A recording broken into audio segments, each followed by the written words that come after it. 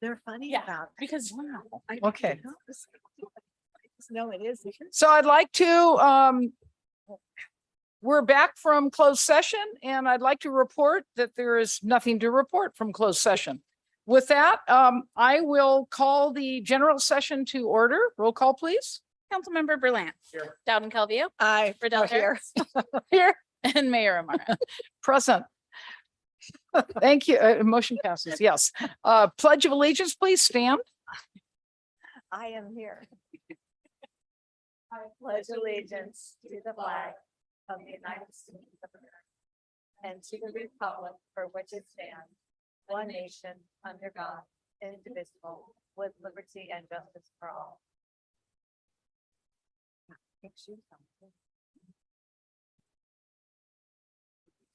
And good evening.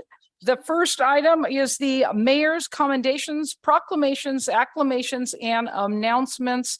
And this evening, we will have introduction of the new fire department employees. You would step forward. Chief Spencer, would you like to introduce the new employees, please?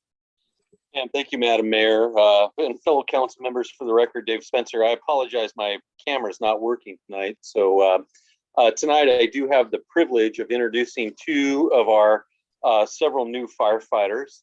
With that, I will start with fire apparatus engineer Justin Rendon. Justin started his fire service career as a volunteer out of Ukiah Valley. He was promoted to a limited term firefighter in 2012. Then he was hired by CAL FIRE at the Lake Napa unit as a seasonal firefighter and spent 6 seasons serving as the residents of Lake County. As a CAL FIRE employee, he responded to multiple significant wildfires. Some of these included Sabronis, the Tubbs, Mendocino Complex, the Glass Fire, and so on. In January, we had the privilege of having him test with our department and came out very well. And we ultimately hired him in August 2022. Justin has served on the C shift at Station 3. He's currently finishing his degree in fire technology at Sierra College and holds multiple state fire certifications. So if you would join me in welcoming fire apparatus engineer Justin Rendon. Next, I have the privilege of introducing you to firefighter Lundgren. Brad Lundgren started his career as in the EMS arena working for Life West Ambulance and attended Santa Rosa Junior College for his fire academy. Brad was again hired by CAL FIRE in the Sonoma Lake Napa unit and was assigned to the Blue Ridge Hand Crew in May of 2022. Brad transferred to an engine with CAL FIRE in that unit and was later hired in August by us as a full-time firefighter. He holds a bachelor's degree from the Sacramento State University in communications studies, and Brad currently is working on his track for the urban search and rescue qualifications for the city of Auburn. So if you'll help me welcome firefighter Brad Lindgren. And welcome aboard, man. Thank you so much and welcome. And that concludes my comments. Thank you very much, Madam Mayor. Thank you, Chief Spencer. And now we have the Auburn Police Department. We'll introduce their new employees. One employee. Come on down, Bryce. Look at all. Well, good evening, Madam Mayor, City Council members. Ryan Canan, the Chief of Police here for the City of Auburn. No, you can't hide behind me. This is all about you. You're taller than he is. Yeah. Most people are. And it's okay. I've accepted that. So, we've had the opportunity to introduce a lot of our new employees over the last several council meetings. And tonight we're introducing one of our new officers as well, Bryce Bandia. Bryce is a Sacramento native. He grew up here in Sacramento with his mom, dad, and 2 siblings. Are they older or younger? So he's the middle child, even keel, chill, relaxed. Yeah. Some of you may have seen him recently in one of the YouTube videos. Thank you, Jackie. Jackie. I do. So if you haven't seen the YouTube video of the creeper guy who has targeted some suspects for child crimes. So he's doing his part, but during one night at evening, Bryce, he was working, he was speeding to cover his supervisor while his supervisor was dealing with a call. If you notice in the YouTube video, he misjudged the ditch just a tad bit. So there might have been a few sparks coming out from underneath, Oh. but it's okay. He's new and he's learning where all the ditches are here in the city of Auburn. Thank you.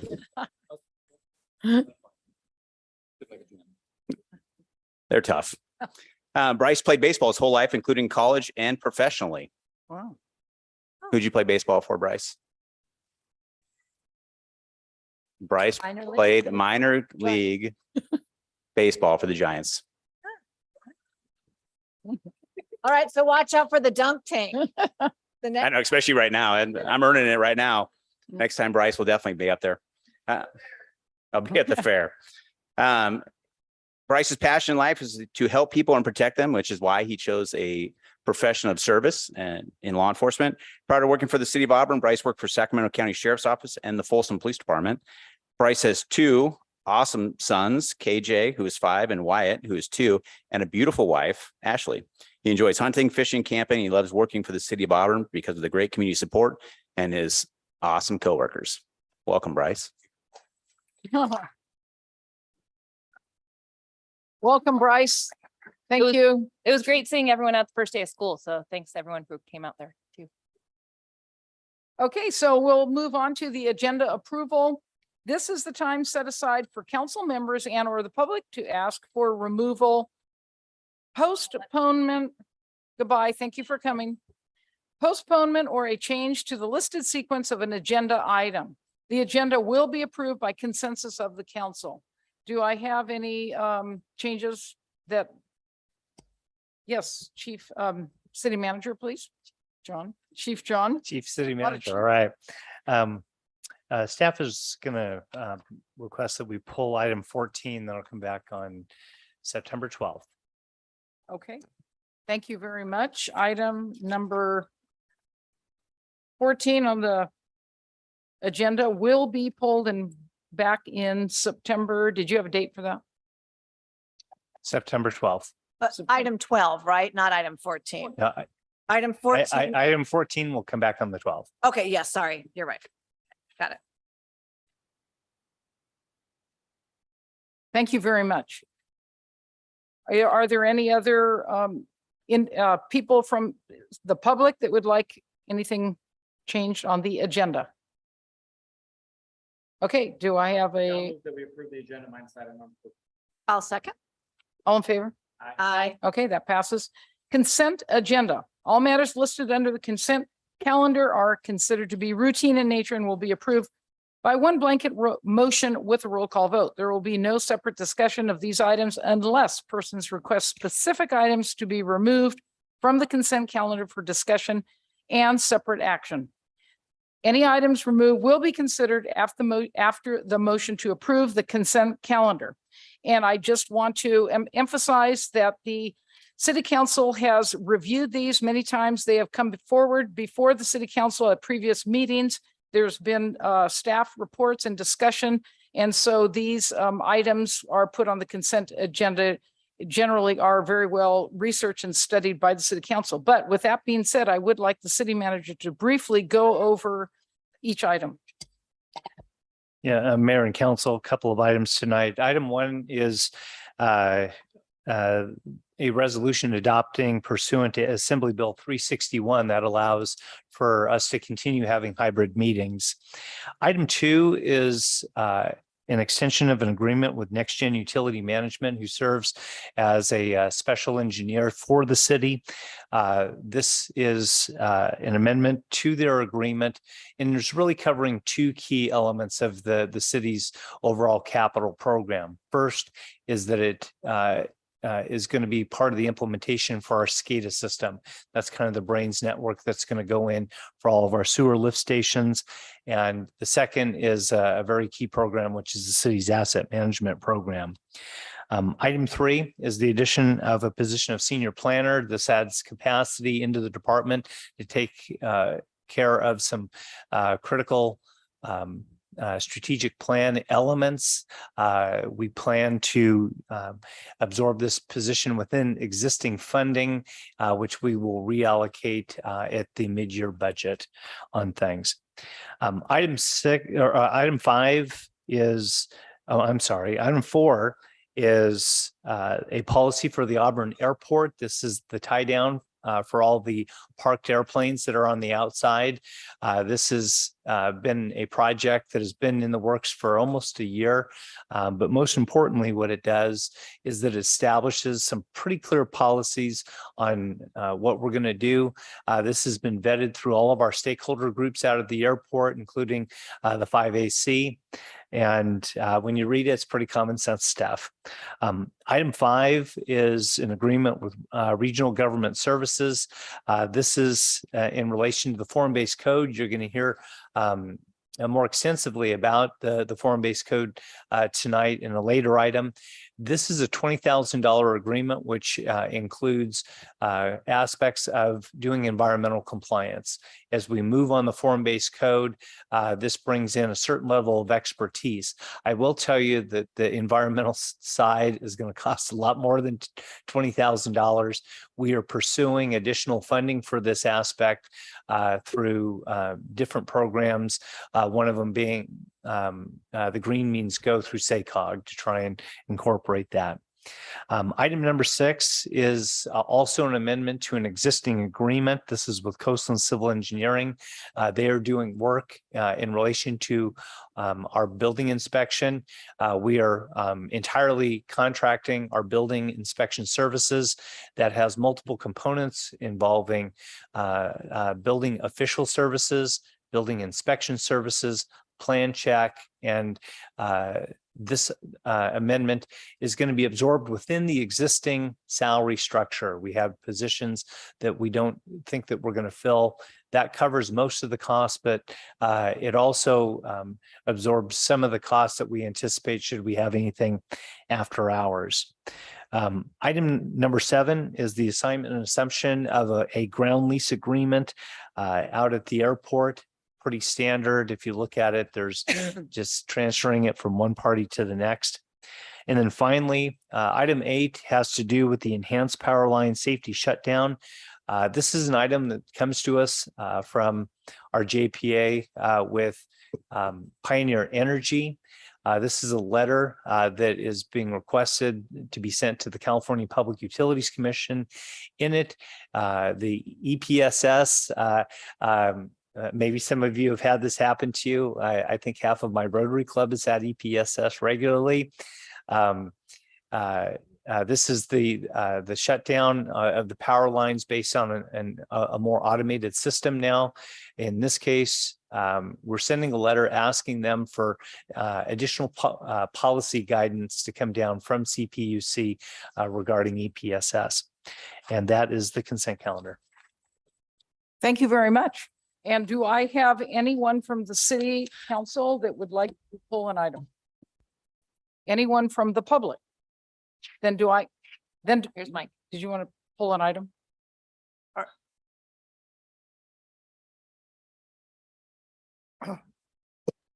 I would like to pull item 3 on the senior planner position. To hear more details about it. Thank you. Do I have anyone else? Do I have a motion? Yeah, Madam Mayor, I will move that we approve the consent calendar without item number 3. I'll second. Councilmember Berlant, Dowden Calvillo. Aye. Riddell Harris. Aye. Mayor Amara. Yes, thank you very much. And we will hear item number 3, Department of Community and Economic Development, addition of a senior planner. City Manager John? Mayor and Council, this is just adding capacity. If you look at the overall budget and strategic plan, we've allocated a significant, literally millions of dollars towards planning projects. In this, it's just simply adding the capacity. If you look at the project's general plan, zoning code, the form-based code, it also is going to involve some of the environmental programs that we need to look at regarding all these. We're going to be looking at annexation and a number of projects regarding that.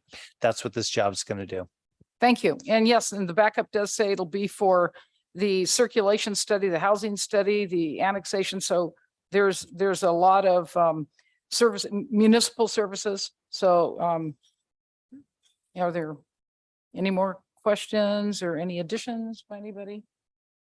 Okay. Do I have a motion?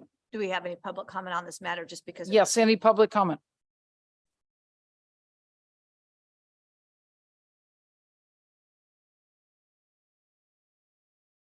Well, part of my question was whether this is a new hire for this position or an existing hire that's going to be upgraded to a senior planner. It will be a new hire. To assist us with all of the extra duties. So thank you for your question. Are there any more questions from the public? Do I have a motion? Madam Mayor, I would move that we approve item number 3, the addition of the senior planner based on background provided. I'll second. See, I'm sharing. Trying to go fast. I like that. Councilmember Berlant, Dowden Calvi. Aye. Al Harris. Mayor Amara. Yes, thank you very much. That passes. Public comment. This is the time provided so the public may speak to the council on any item not on this agenda. Please make your comments as brief as possible. The council cannot act on the items not included on the agenda. However, the items will be automatically referred to staff. Council members also have the option to speak on any item not on the agenda at this time. Do I have any council members that would like to say something? Councilwoman Riddell Harris. 2 quick things. First, I wanted to thank all of our employees that were out for back to school day. It was there was a lot going on, and I noticed that the police had a sign out asking everyone to slow down, and we had several police officers out at Sky Ridge, and I'm sure they were also around making sure that everyone was safe. So as we started the school year, it was great to see our staff out and about. And on that note, I wanted to thank our Public Works Department for all the work going on in Auburn Folsom. I was very concerned that there would be a lot of delays and problems around the first day of school, but there was relatively few and I didn't get any complaints from anyone. So I wanted to say to everyone that was involved in that, thank you so much, because it wasn't the greatest of timing, but it worked out. And I think I mean, you have to go with the dates you have, but you guys did a great job of trying to make it easy for everyone to still get around town and get to school. So I appreciate that. Thank you so much. Councilman Berlant. Thank you, Madam Mayor. I just want to echo my colleague and specifically Mental Dean, Natalie Hampton, and James Tabor, working on the Auburn Folsom project. For those of us who live on the south end of town, there were a number of leaps and dips on Auburn Folsom, and those are no longer in existence because of the improvements made. And I will defer to those who live on some of the other surface streets that are done, but excellent work. It did cause some gridlock, but it was short-lived, and I do look forward to the rest of the project. So, Mental, thank you very much. Mental, for everybody, took at least 2,000 questions from me, and I can assume my colleagues as well, and I really appreciate the responsiveness. And our Folsom's a huge project, and it looks good. It's going to look better, but it looks good already. Second item, I just wanted to acknowledge our firefighters that have been out of county up in the Humboldt and Siskiyou, or Humboldt and Trinity County. Furthest county is up to the northeast fighting fires. I think, and I'll defer to our fire representatives. These are both back. Yeah, both are back. And so I was commenting at work. This is the first summer in many summers that at least this time of year that we have blue skies. So count the blessings that remain. Last thing, which I think is the most important reminder, is Placer County will be holding a test of their wireless alert system on the 25th. And this is through the Placer Alert program. It's very important, though, that you sign your cell phones up. So if you've not signed your cell phone up to receive alerts on your phone, you can go to placer-alert.org. Enter in your address and put in any phone that you want. But for many who don't have a landline anymore, it's very important to cell phone get registered. Not just for this test that's coming up on the 25th, but for emergencies in general. So evacuation. Thank you, Councilmember Lamb. And would you like? Yes, I just Councilwoman. have to. I'd like to echo my my thanks for staff that have been working hard on the repaving. I'm over there in the Roby Point area, so my road is not being repaved, but Marvin and Brooke definitely look so much better. They're still out there working. It's been, they're still out there with the manholes and so forth. Work on Roby, it's my understanding, is going to begin on Tuesday and Wednesday, right, Menjel? Wednesday, Thursday. So very interesting, because when they went in to do that paving job, they found there was no road base, which I knew, but because I live out there and my road is the same thing, it's just dirt. So they just put the pavement, Wendell Roby did when he subdivided that, how many years ago, just put the pavement right on the dirt. So now we're having to put in road base and do some grading, and it's becoming a little bit more of a project. So I know my neighbors had questions and concerns, but once it gets done, it'll be great. And we're going to actually work to put some additional signing out there to help slow people down on Roby Drive in particular. Once it's been paved, and the concern of the neighbors there have been that people are going to then go really quick, drive too fast. So we'll be working to put some signage out there as well. So thanks to everyone on that end. I also just wanted to publicly thank, I'm sure on behalf of my colleague and also John, Rachel Riddell Harris, Placer County Water Agency invited us to Hellhole Reservoir for a very short retreat on water issues and forest health. And it was a phenomenal event. There were several electeds there from the county and all of the cities in Placer County, along with PCWA and the Resource Conservation District. And it was a light bulb moment, really, in talking about, how forest fires. Do you want to give a further detailed In my committee update in your report, committee I can report? do that, but I did want to go on the record and thank them Yes, for hosting that. I can talk more about it then if you want. That'd be great. Thank you very much. And thank you, council, for your input. I just have a couple of things, and then I'll open up to the public. So with regard to the paving, it brings out everybody wonders when it's their turn. I think we all received a postcard from College Way. Kate Bickley was wondering about College Way. That's got to have a lot of issues. And Menjel nicely reached out and returned the question, or answered the question. So there is a schedule, and College Way will be coming up this year. And we will have other people asking. We do have a schedule, but feel free to ask. Menjel is very responsive, and thank you for being responsive to people who are wondering when it's their turn. And finally, if you've been here this past week, City Hall had a sewer issue, and that was resolved by Public Works expeditiously, so there wasn't too much of a backup, so to speak. So the sewer issue has been resolved, and that was what was going on with City Hall, but everybody pitched in and did a great job in resolving that. So that's all I have to say. And I'm gonna do one more quick thing. I wanted to say thank you to the transit folks, because we had a lot of a gap that needed to be filled around some of the busing having to do with the school districts, and they really have been picking up the slack and making making buses available for the kids that need to get to school and need to get to activities. So I really appreciate all their extra work. Thank you. Yes, Auburn Transit is on demand, wonderful, and very helpful for our city. So with that, is there anyone in the public that would like to come up and have a public comment? Mayor Mara, I do have one person on Zoom that would like to make a public comment. Thank you.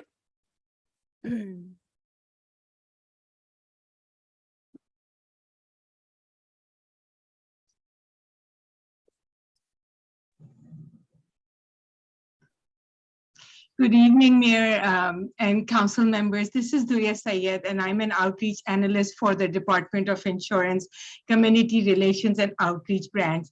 And my apologies to Chief Berlin, because you have heard my presentation last Friday.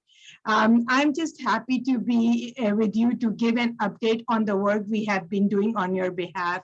It's a wildfire season, so I want to touch bases on Safer from Wildfires framework, an interagency partnership between Insurance Commissioner Ricardo Lara and the Emergency Response and Readiness Agencies in Governor Gavin Newsom's administration. Its purpose is to protect lives, homes, and businesses by reducing wildfire risk. We are working with CAL FIRE, Cal OES, the Governor's Office of Planning and Research, and the California Public Utilities Commission. With California experiencing devastating wildfires intensified by climate change, homes and businesses need insurance they can rely on. So this ground-up approach for wildfire resilience has 3 layers of protection. So we call it 1, 2, 3 plan. Number 1 is protect the structures, such as making sure your roof and vents are up to code. Number 2 is the immediate surroundings, such as brush too close to your home. Are there flammable items stored under your rack? And finally, number 3, the community. And this involves your entire community to prevent wildfires from catching and spreading to other homes and businesses in the neighborhood. This includes enhanced infrastructure program like Fire Safe Councils and Firewise Council. We had a hearing in April 13th, and we are working on all the comments that we have. Once Department of Insurance will file the regulations to the administrative law for approval. Once approved, the California Department of Insurance will submit the new regulations to the insurance industry, and a press release will notify the public. We are hoping that we expect the whole process to be done by January 2023. And we just wanted to, and the second program that I want to touch base and introduce to you is our California low-cost auto insurance program, which was established by the legislature as a state-sponsored program that requires insurance companies to offer liability auto insurance to licensed drivers that meet certain requirements. And the people just need to have a driver's license, own a vehicle less than 25,000, meet income eligibility guidelines, must be 16 years of age, and a good driving record. It is regardless of the immigration status. In Placer County, I'm happy to tell you that the insurance premium for a year begins with $263 per year. And I just wanted to also be here to remind you that the Department of Insurance is here with any kind of insurance questions. Our website is insurance.ca.gov, or you can call our hotline number at 800-927-4357. We have a dedicated staff of experts that can answer your specific questions. And if they don't pick up, our callback rate is under 2 minutes. I am going to put all these two information in the question answer things because chat is not available, but so that the staff can have it. And I would love to share a presentation or send you any materials that you need from the Department of Insurance. Thank you so much for your time. Thank you. And you said a lot, so thank you for putting it on. You'll email that to us. Okay, I will. Thank you so much. Thank you very much for your input. So that'll bring us to council business. Item number 10, update from Sustainability Advisory Committee. And that's Annie Bowler from the Sustainability Committee.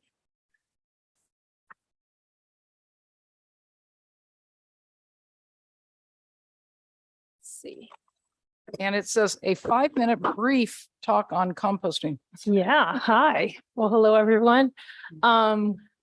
I'm excited to be able to be talking to you folks about California Senate Bill 1383, which is a legislative act that was enacted by the state of California to build upon the state's commitment to reduce greenhouse gas emissions and air pollution statewide. It requires all residences and businesses to divert organic materials, including food scraps, plant trimmings, and soiled paper of any kind from the landfill and for those items to be composted. This regulation took effect on January 1st of 20. Actually, it started on 2020. That's when they did it for restaurants, but 2022 was when it was supposed to be happening in every household across California. This law also requires the state to increase edible food recovery by 20% by 2025. Placer County, along with all the cities within the county, are currently out of compliance with 1383. So this is a real important thing here. Let's see, how do I do this? Let's see. Well, Well, yeah, you can just do it. This doesn't seem to be working. So why does composting matter? This is a really important question because it's really huge. Californians, as we have experienced just over the last few days, are experiencing climates, record-breaking temperatures, long fire seasons, extreme droughts, flooding, and rising sea levels. And you can go to the next slide.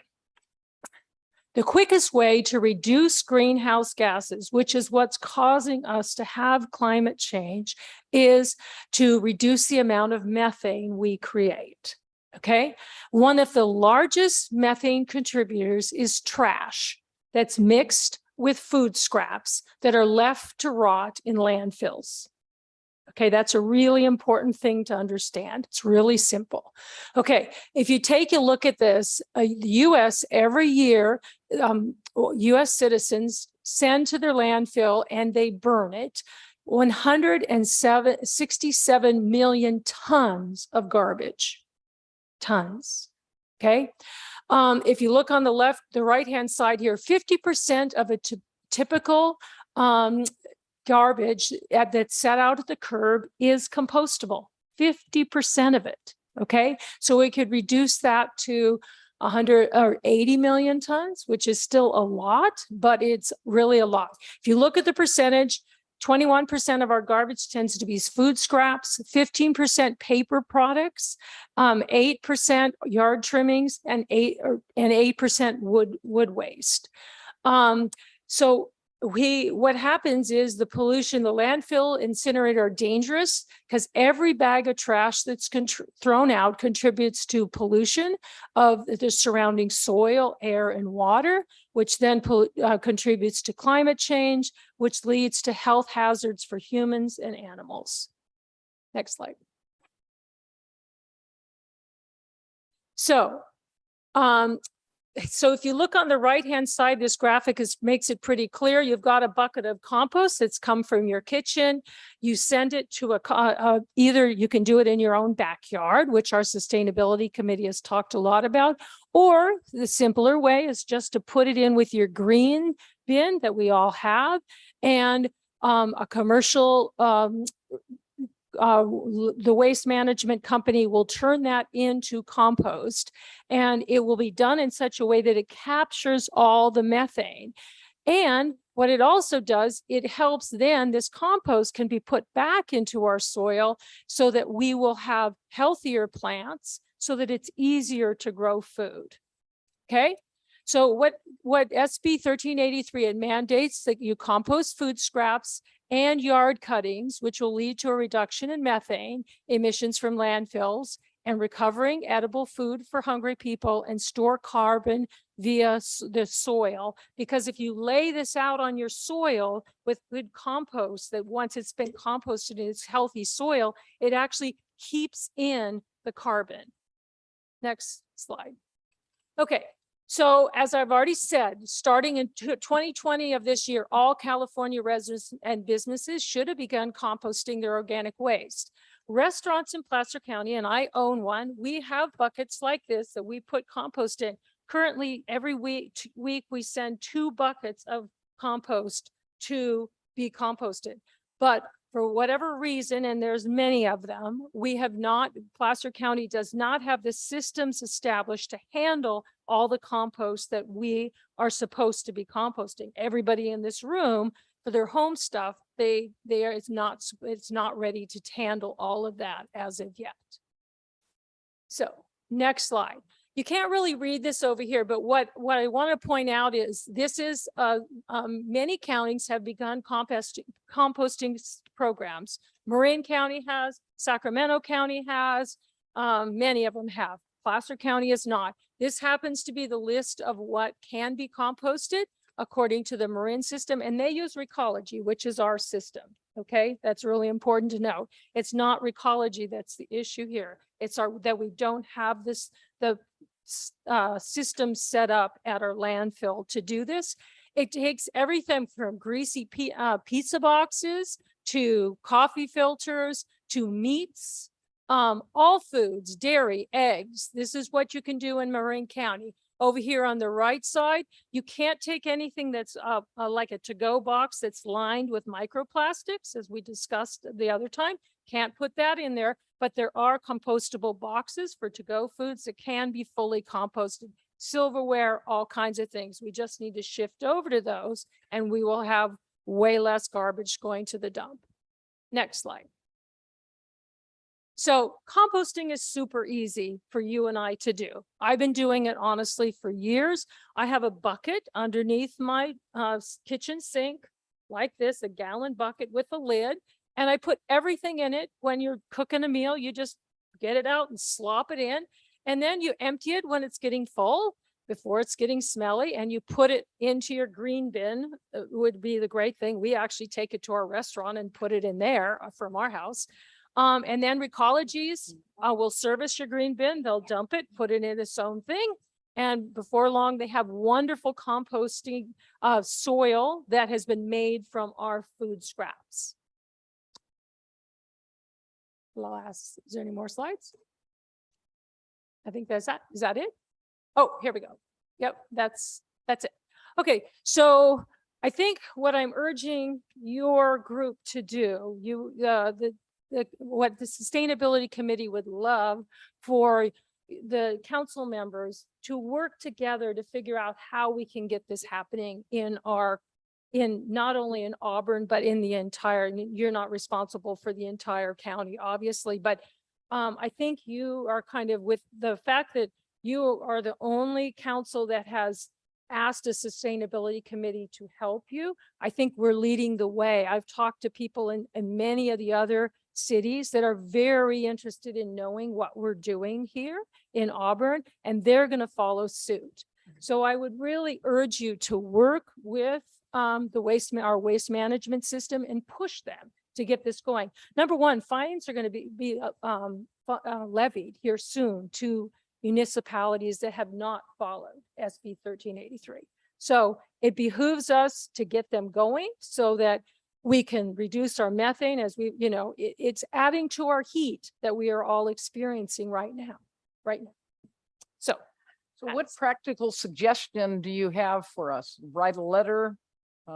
Well, we had talked about meeting with the people. I would say, let's get a meeting with them. Let's schedule a meeting here and get it going. I mean, I know it was supposed to be July 1st. They were going to have a new vendor in place that was going to I know they had a fire out there, so there's a lot of complications there. I got that, but it's the law, and we're supposed to be doing this, and it would be better for everyone in this room and everyone in Auburn if we could start doing this. And it's not that hard on an individual. Probably 90% of the people in this room have a green bin. All you have to do is just trot out there with your thing and put it in there. Now, of course, you can compost in your backyard and make your own soil. That's lovely. I have nothing against that.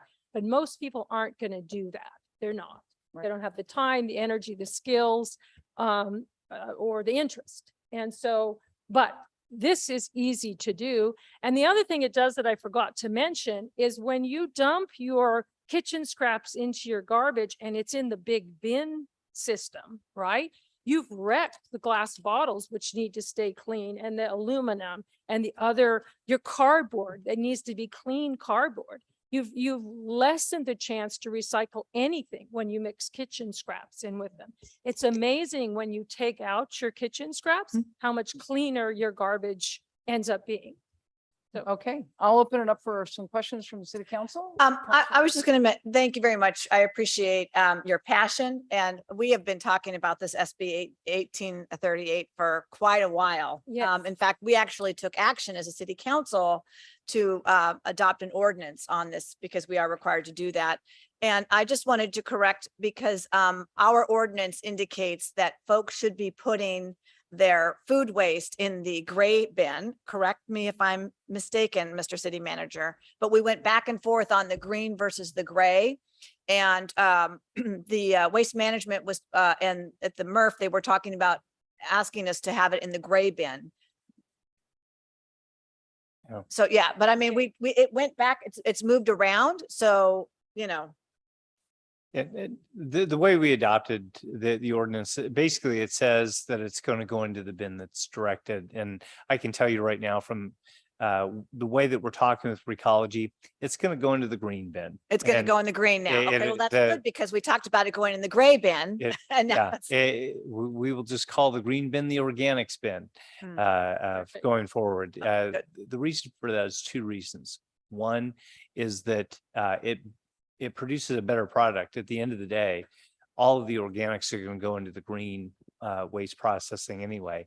And second, it's a lot less expensive. Anything that goes into the black bin, that costs $88 a ton. Hmm. Whereas if it goes into the green bin, it only costs $68 a ton. So we'll actually save money. And so I'm glad to hear that because I always thought it should go in the green bin, but then we were going back and forth. It made sense to me, but Right. So Okay. thank you for that. Any more questions for the sustainability? Yes, Councilwoman Riddell Harris. Oh, I was just gonna say, we are still in talks with Collectron about the biomass facility that might go at the wastewater treatment plant. And what I'm kind of excited about is if with that facility, we possibly could divert straight to there rather than having to wait for Placer County. And they could process our organics and our food waste and turn it into biochar with a zero emissions process. So it could be a really great solution that can help us to manage some of that with zero emissions. And we don't necessarily, I'm a little concerned about it going down to Placer County to the MRF, getting mixed in with a bunch of nasty stuff that we don't want to then put on our plants. So as much as we can divert ahead of time and make it so it's a good quality product that we can then put back in our yards, I'd like to do that. So I know that we're all part of this Placer County project, but when you take even the good greens, even the good waste, and you mix it with a bunch of chemicals and stuff that you throw away, paint and things like that, it makes it so it's not great when you get it back. So I'm still interested in trying to figure out how can we divert ahead of time So and how can we make sure that we can, what we take back, it gets put into, we're not storing it, we're maybe putting it in this biomass facility or something. So that way it turns into a usable product that we don't have to then figure out how to pay to So store. Collectron is one we've been working with to hopefully come up with a bid and where are we in that process?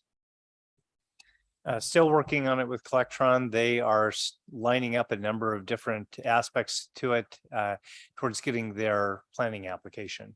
So we expect probably within the next couple of months that they will get that. But Okay, we literally are talking to them a couple of times a month, just so seeing where they're- that's important. And I think we'll keep sustainability apprised of the progress on that in that end. Perfect. Yeah, thank that you. sounds like it. You really, I've heard about that project and that's a great alternative and quicker. And then the soil would end up here. So it could be sold back or given back to local citizens in Auburn. So that'd be Yes. beautiful.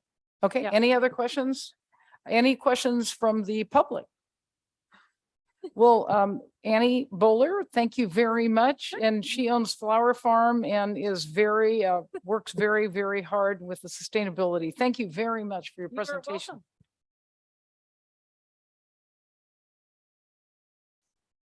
That brings us to item number 11, Auburn landfill update. Terry James.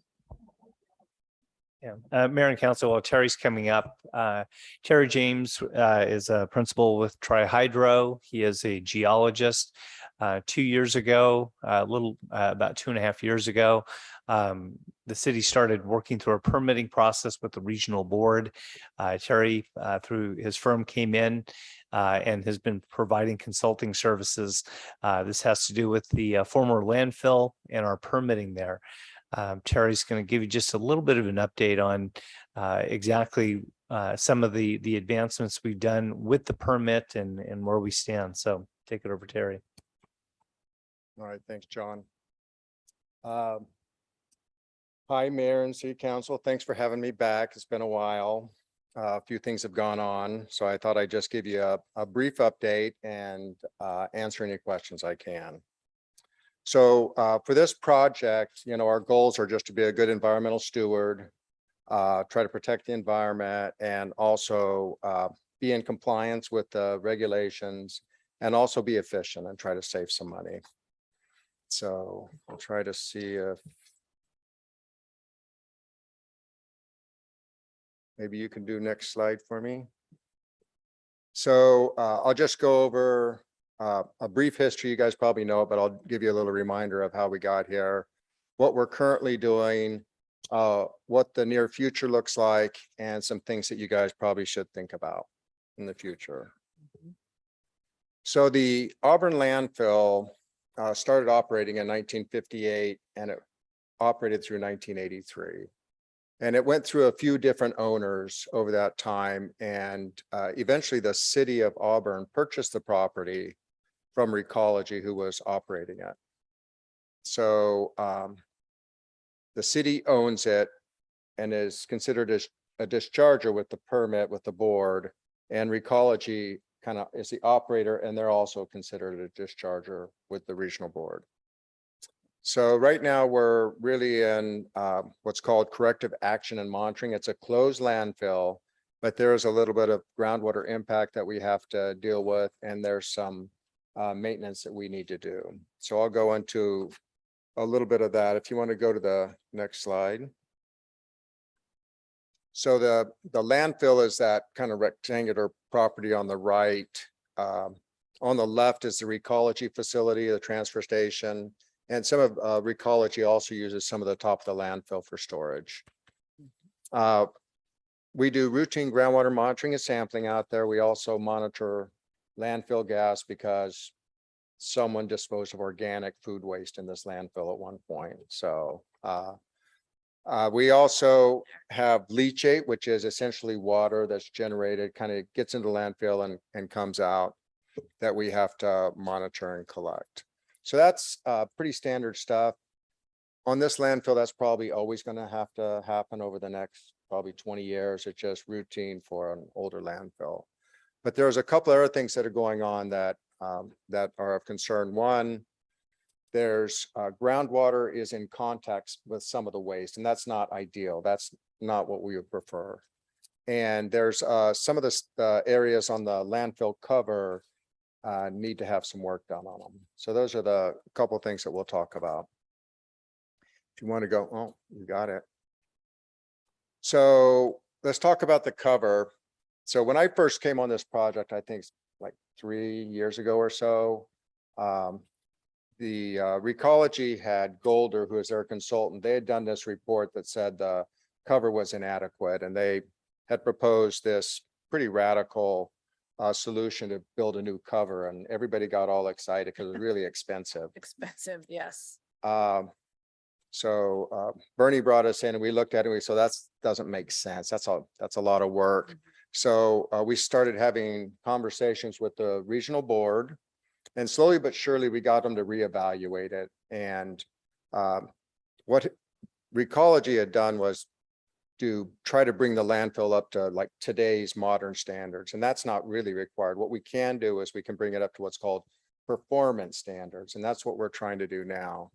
The board, there's a quote from Paul Sanders on the right here that they still don't really like it, but looks like they're going to allow us to do it.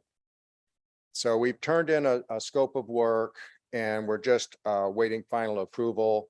They've had our final scope of work for a long time. To be honest with you, we're not rushing them on it. You know, it's really up to them to come back to us. So if you go to the next slide, this is kind of what we came up with. This is our plan, and I'll just go over it briefly. We broke the landfill up into quadrants, and then we did a kind of a grid-based sampling, and we took each of those samples and said, do we have to do anything?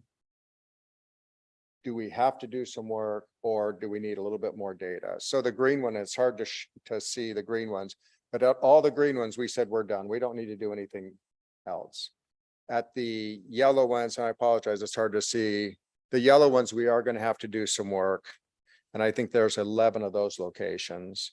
And then at the orange locations, we're going to collect a little bit more data to verify what we need to do. So I apologize for the graphics are a little challenging to see at that size, but we've reduced the amount of work we had to do quite a bit. In addition, we've talked the board into doing it as a sequenced approach. So we're going to be doing this work over several years, so the cost won't hit us all at once. we're waiting for approval from the board. And once we get that, we'll be able to figure out the exact schedule and how much it's going to cost and all that kind of stuff. And I'll come back to you guys with that information. The other issue is there's groundwater is in contact with waste. And this really shouldn't happen in a landfill because once the groundwater gets in there, it can dissolve some of the ions and it's not great. It shouldn't happen. I'm not really sure why it's happening. It's not like groundwater levels have gone up in the last 30 years, right? So, you know, I don't want to point any fingers at like some geologist back in the day that did this study that said that wouldn't be groundwater in there. But at any rate, we've been evaluating. We started to do some work to try to mitigate this.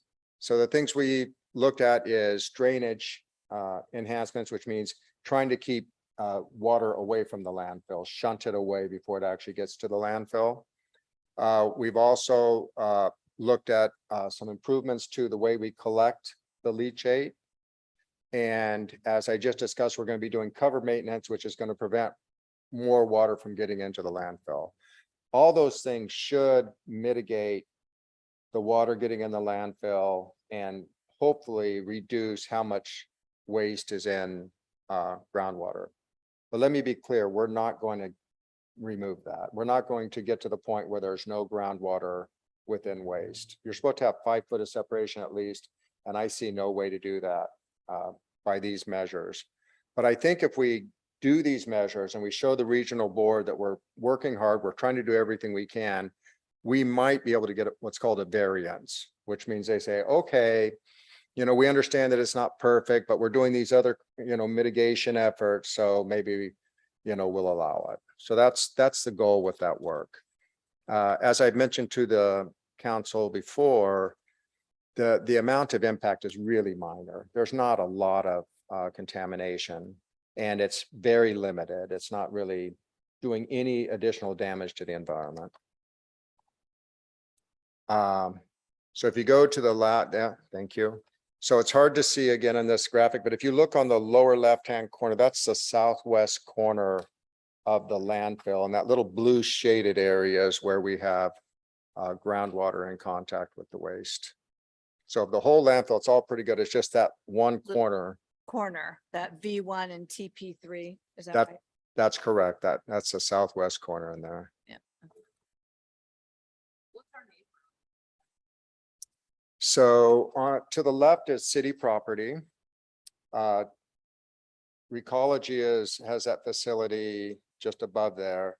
And then across the street, I believe it's some commercial and industrial properties. I think there's a storage, like a mini storage facility there. So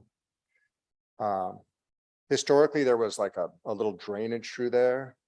So like a little creek way back when, which would kind of stops the groundwater from moving further on. It kind of turns down that way. So I don't really see a lot of receptors down gradient of the landfill. If you go to the next slide, that is the southwest corner. You can see it there. That's our sump, and it's somewhat poor repair. So A little ratty. yeah, so we actually need to do some work on it. One of the things that the board has asked us is to lower our pump so we can try to lower the water in the waste. So we're going to do that.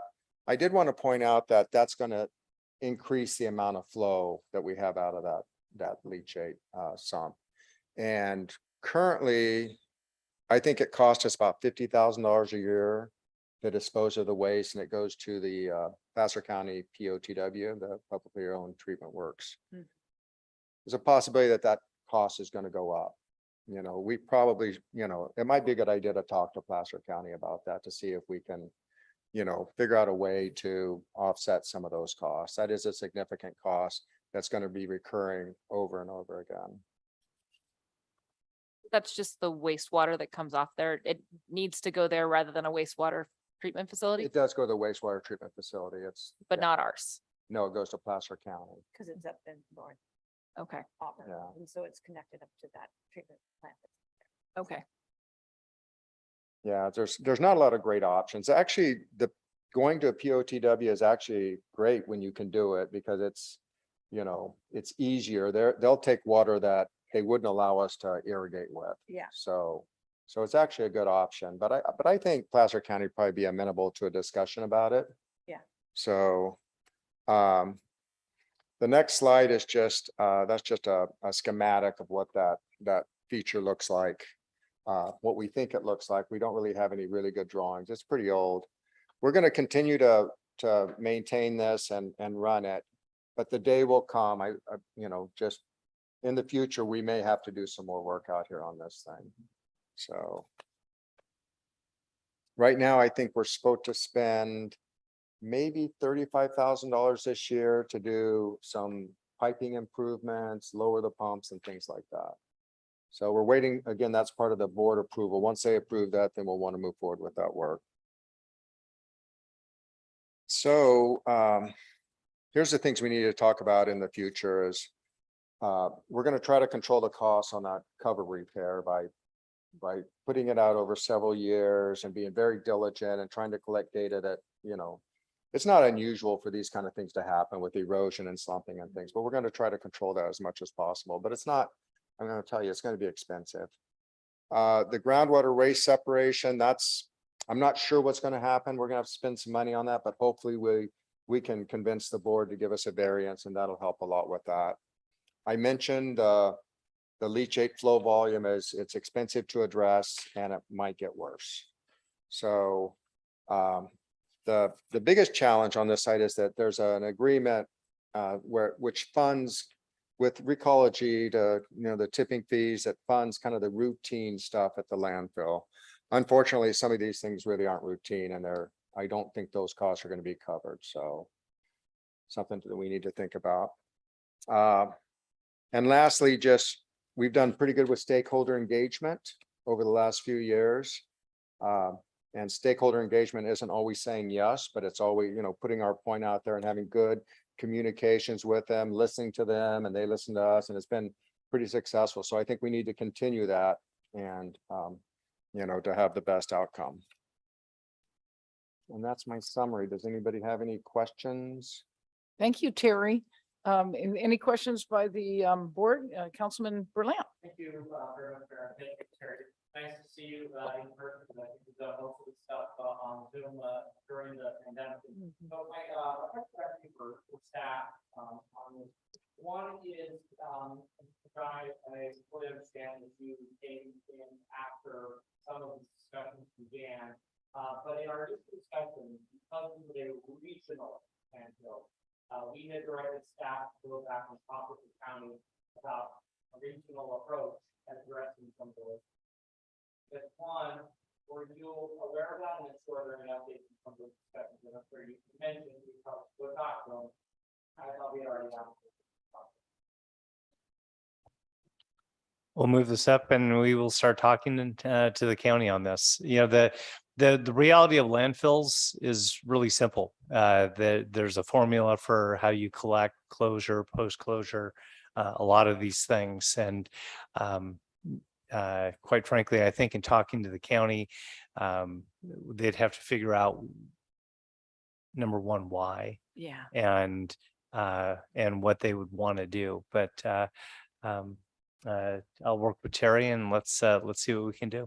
Yeah, obviously, fell through the cracks from your cap.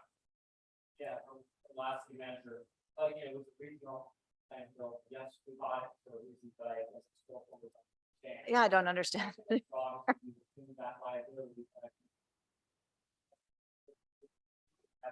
question then on that same vein, it is fully captured until today that our franchise only going to cover routine maintenance. I thought some of that was up to some discussion, but are we putting aside money now, especially as times are a little better today to do some of this work, knowing that the permit and the requirements come down the pipe?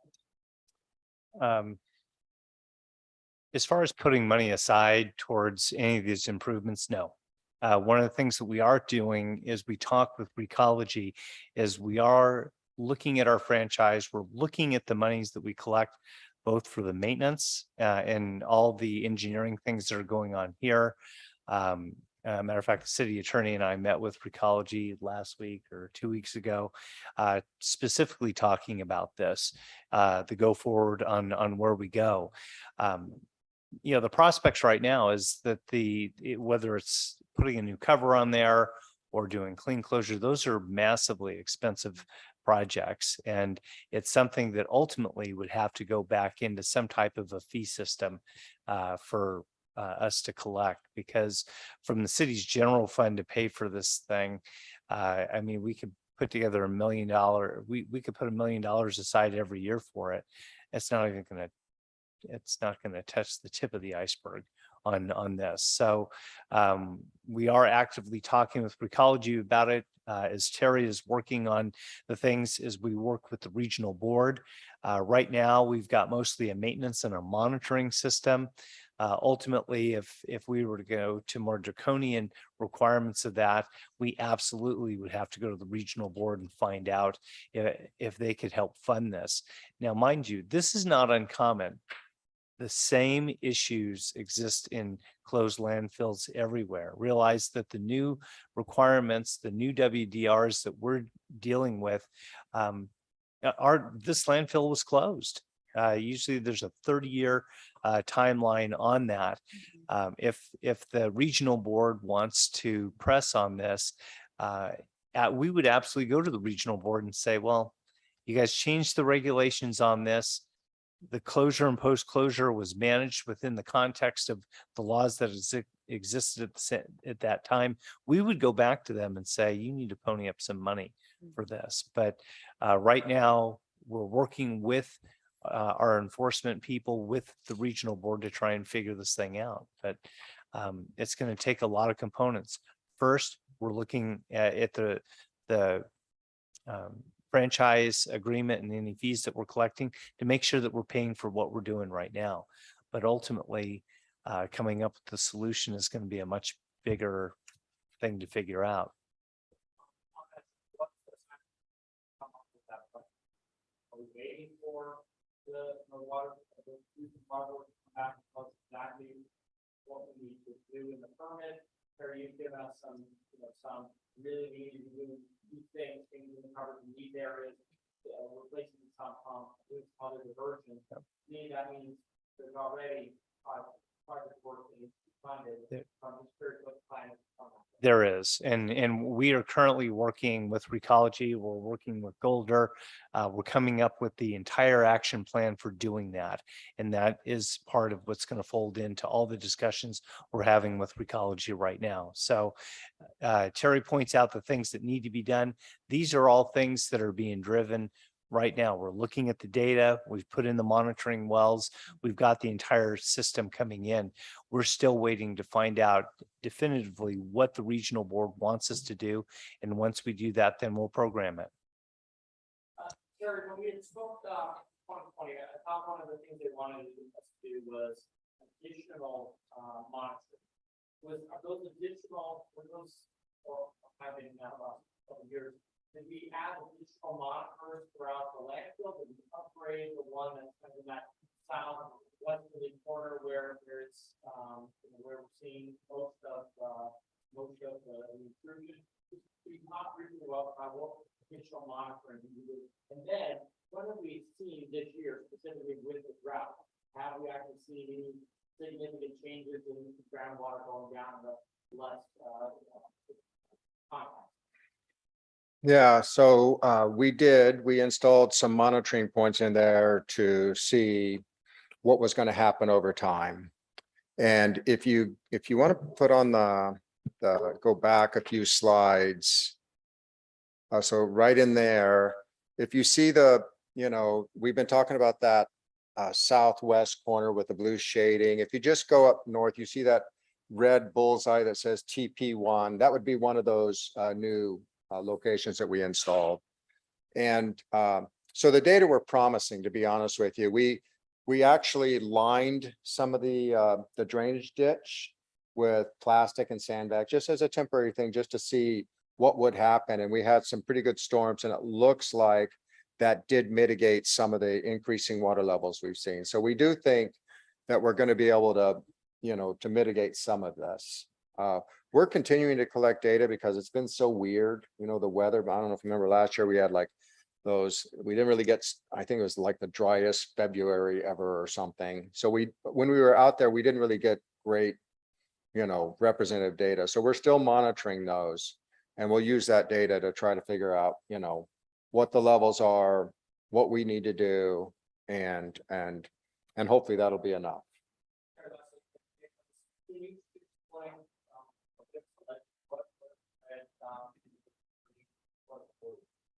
Okay, so I'm gonna try. I can't promise. So no, it is that TP stands for temporary piezometer, and that's to measure water levels. So that measures water levels underground. And you'll notice there's one that says TP1L and TP1D, and that's so TP1L is lower, TP1D is deeper. So we've installed them at several different horizons to try to see where the water levels are going to be. The V actually stands for vapor. And so those really aren't, germane to our discussion right now. And the PZs stand for piezometers. Yeah, which is the same as our temporary piezometer. So it's just it's a thing to measure water levels. And then MW is a monitoring well. So a lot of that stuff is just to try to figure out what's going on with the water. We can collect samples from those. We can tell where the water levels are at different parts of the landfill. So, yeah, so we're hopefully, we'll have enough data probably after this rainy season to really draw some strong conclusions. Then you go back to the water board. Started removing some items that we first year out, but when do you expect that to finalize the rest of the class from? Yeah, so that's a good question. So there's two issues we're working on. There's the cover and there's the water in contact with the waste. Those two are two separate issues that the board's considering, but they're inherently connected, right? If we fix the cover, we think there'll be less water. So I don't expect to resolve the issue with the water until we finish the cover, to be honest with you. Once we finish the cover, then we'll collect more data and then we'll move on to deal with the water and waste. How are we? We're going to be talking about that with our agreement with Recology. So my understanding is that, and I don't want to go too far out of my zone, but right now there's work that's being conducted. Recology is the engineer on the site, and Golder is the engineer on the site, and they're Recology's contractor. So Recology is paying their invoices, and then I think. Thank you. You can go ahead and comment. Go ahead. We need to have a plan. We've been talking about this now for 2 years with you, but obviously staff have been talking with the college or prior to that. So we need to have a plan, whether we're setting aside money, whether we're actively discussing to our community, by the way. We've been happy to share from whatever Recology is doing, but not just Recology is not going to turn around and give us money. They're going to turn around and ask for a rate increase. And so I thought that we already got a little bit of a rate increase of $2 from our but that's nothing compared to this. So I guess my only comment is we really need to have a plan. Understanding that we don't know where the full goal is, but I'm assuming that we're talking millions to do covering additional water testing. So we need to set that number. We need to help. Thank you. Thank you. Councilwoman Riddell Harris, did you have something? Yeah. I'm only in my second year of dealing with this, so I'm still trying to catch up a little bit, but I've been talking to John a lot about this when I first started on the city council. The way that you phrase the relationship of us with Recology, where we purchased it from Recology, I remember it not being that straightforward, and they still have some financial skin in the game, and that they still have a piece of it. We didn't just buy it outright, and they have no. Their name's on the permit. That's where the ownership is. It's on the WDR. So we own it, but we are a joint permit. That's why. So it's not all on us, it's on Recology as well, right? Am I wrong in that? Because their name, where to go? I'm just saying, there's still some gray area and we don't just own it outright. We're on the hook for everything, right? Isn't there still some talking about that? Yeah, I'm happy to jump in on that. So it's Yeah. governed by the current franchise agreement. And then there's also a landfill closure agreement from 1987 that's incorporated in the franchise agreement. It's been amended several times. Yes, the city owns it. Recology is responsible for all of the post-closure activities and complying with all the requirements. That's why they're on the permit. That agreement, though, does have provisions on the piece of the franchise fee that pays for that. There's a separate accounting for it, and that's what Recology uses. And it caps those expenses based on that franchise fee. So part of these discussions and the meeting that the city manager and I sat in on is what's the authority? What would that fee look like? How could that franchise agreement reconfigure those responsibilities and come up with some other funding mechanism? Because it's necessarily limited under the agreements that are currently in place. Although Recology is responsible for doing all of it, it's limited by that piece of the franchise fee that goes to that. I had a quick question about, we all have fun with the soil around here. Is there any possibility that the neighboring folks and how much they're watering and things like that could be impacting the water level? Because I know that I've had that with my house, that how much the neighbors are watering makes standing water in my yard. So is there any possibility that the surrounding properties could be impacting? Because you said you don't understand necessarily why the water level is so high. So I'm going to start by saying I'm a scientist. Anything's possible. So I've looked at it a little bit. I haven't looked at it a lot. I know they designed this landfill. MCON did it. I mean, they did a good job back in the day. I don't know why they designed a landfill that would have water in it. I do know that you know, I haven't done extensive work, but I know that there are some water features. I believe there's a canal up gradient. There's even some tanks up there and stuff like that. I don't want to go too far and like start, you know, arm waving and saying this is happening. But you can only control the rain so much, but if there are other contributing factors that we could work with in order to make it so that we're not in contact with water as much, that's something Yeah. that I was just interested if we could do. So I kind of don't think so, just my professional opinion, but someone could look into that and determine. I don't know. Okay. I'm just curious because Yeah. I mean, our soil doesn't absorb very much, so it travels pretty far because we have a lot of rocks and things in the soil. Yeah. So, okay, I was just curious on that one. John, this one's for you. I'm still interested, which I have been for the last year and a half, on getting a cost of clean closure versus the long-term costs of doing all of this work, because there's no benefit to us keeping an old landfill other than it costs a lot to get rid of one. And so if we're gonna keep having improvements, we're gonna keep having costs, the costs are gonna continue to go up over time. I don't want to look at what it costs this year. I want to look at over the next 10, 15 years, because that's where I think, because I'm a planner, at what point does it become more expensive for us to keep it than to get rid of it? And you know, and then we actually have possibly usable land that we could do things with and stuff after a clean closure, depending on how that works. So I'm just trying to think of the cost versus benefits. And I know that it would be expensive to do a clean closure. So I don't want to say that that's, you know, it's out of the question because it's expensive. It's expensive to keep a landfill for the next 10, 20, 15, 30 years. And so I just want to look at long-term, what makes the most amount of sense. And so, and then the other thing too is, I know that you have your opinion that there's not environmental impacts of having waste in contact with groundwater, but I don't like the idea of there being waste in contact with groundwater. I mean, there's always some kind of environmental impact. I used to work on landfills for a short period of time, and it's just not good when you have water in contact with the gross things, especially back in the day, used to be thrown into landfills. So if there's any way that we can mitigate that from happening, there's no 100% chance that water is not getting into places that it shouldn't be. So that's another thing that we should be taking into account. I know it's not a huge amount of water, but any amount of water polluting the environment is not something that I prefer to have. So if there is a way that we can make this make sense to clean it up, I'd like to look at that. All right, thank you. Thank you. Councilwoman Dowden Pavil. Yes, thank you very much. I appreciate your report. I used to work at the Integrated Waste Management Board and Mhm. also Department of Toxic Substances Control. So on the hazardous waste side, which this obviously is not. Yeah. But I do think that there is value in talking to Placer County with regards to decreasing that cost for the disposal of the leachate. So I think that's something that we could even put on our 3x3s, John. I'd like to be able to do that. And when do we anticipate that increase?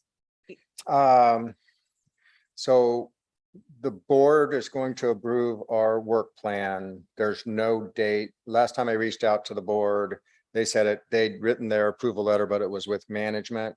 So you never know with regulatory agency, but I would say probably within the next month or two, we should see something from them. Okay, so once we receive that approval from the board, then we know we're gonna have that increase in our We would disposal. So probably, yeah, I'd like to have that on our next 3x3 because I think there's an opportunity there to get some of that cost down. So I do appreciate that.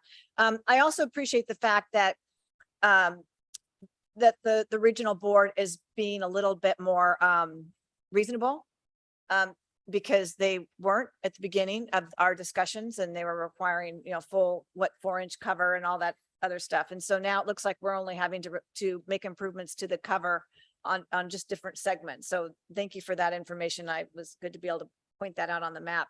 And that's significant because obviously the cost is in that cover. So I do appreciate that. And I appreciate that the regional water board seems to be a little bit more, I guess, amenable to us right now. So we're fortunate in that respect. Obviously, as my colleague was talking about, costs, and I know that this is something that we are discussing with Recology, and we will be having a very lengthy discussion at the city council about that. So, it's definitely coming, and so we will be prepared. But I appreciate the work that you're doing and look forward to finally hearing what the Regional Water Board has to say about it and having the discussions with Placer County on that leachate cost. So thank you. And thank you. And so my question is, you're experienced in the field. Have you dealt with other landfills that have been able to have a clean closure? So I understand where you're coming from. I've never seen anybody try to clean close something like this. It'd be like 50 million. I mean, I can't imagine what it would cost. I've seen clean closures on really small stuff, like where the property is worth like a lot of money. Yeah. And it makes sense. Infill, when you have the infill Yeah, landfills where there's, but- property values are so high. I do think there may be a place for clean closure on this site, limited, like maybe just in that area. But my opinion, it's the nuclear option. If we get there, everything else has been extinguished first. Like we can't do anything else. So it's possible to just take the section that's in contact with the water and close that. Yeah, we looked at that. We looked at just digging that part out. And it's not an easy thing. It's pretty expensive but it would be a nice solution, right? I mean, then we wouldn't have to worry about it anymore. So it's attractive from that standpoint. But like I said, from my perspective, you try all these other things first. And then if you have to do it, then you go that way. So yes, I appreciate your expertise and thank you. And I would appreciate when we meet again, give us some alternatives and ideas but I also appreciate what you've done. So it was probably one of the first meetings when I was on city council that we had this issue. And there was, as my councilwoman down in Cavillo says here, my fellow councilwoman, it was a real dilemma and a real problem and very expensive. And there was really looked like no way out. So then we hired you and things got better. So I do really appreciate what you've done. I know you've spoken and spent a lot of time and energy and effort to get to this point. And I feel like we do have a plan. We have been moving forward. And now you're at a point where you need to move forward even further. So I appreciate that. I appreciate your help. And again, thank you for minimizing our exposure here and helping with the environmental issue, because I too have an issue with the contact with the groundwater and And as far as clean closure, it looks like that's almost out of the question.